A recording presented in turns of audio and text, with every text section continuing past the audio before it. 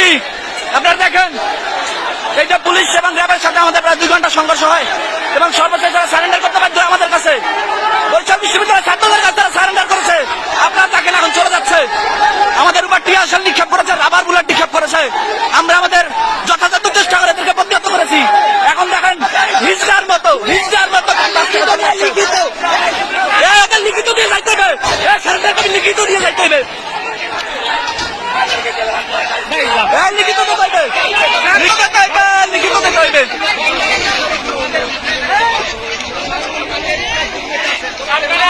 আপনারা দেখেন সাধারণ শিক্ষার্থী এমন ভাবে প্রতিরোধ করেছে, অভিযানদের শক্তি আপনারা দেখে রাখেন।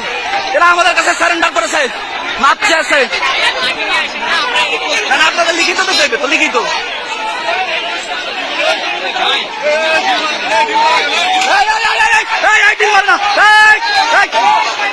দিল মারবে না, দিল না, দিল না। আপনাদের ফ্যামিলিতে কোটা নাই, অনেকের ফ্যামিলিতে কোটা নাই, অনেকের ফ্যামিলিতে কোটা নাই। হ্যাঁ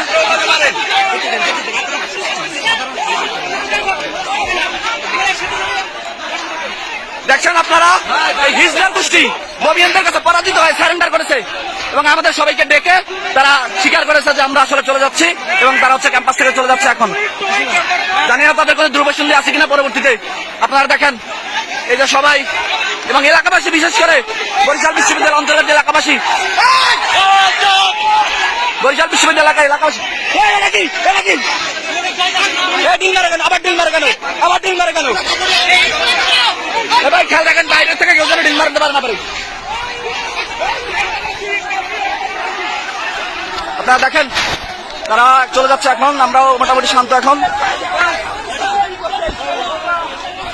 এলাকাবাসী আমাদেরকে যথেষ্ট সহায়তা করেছে। এই বরিশাল দপদপিয়া ইউনিয়নের এলাকাবাসী, বরিশাল বিশ্ববিদ্যালয়ের আশেপাশের এলাকাবাসী, তারা আমাদের সর্বোত্তম সহযোগিতা করেছে।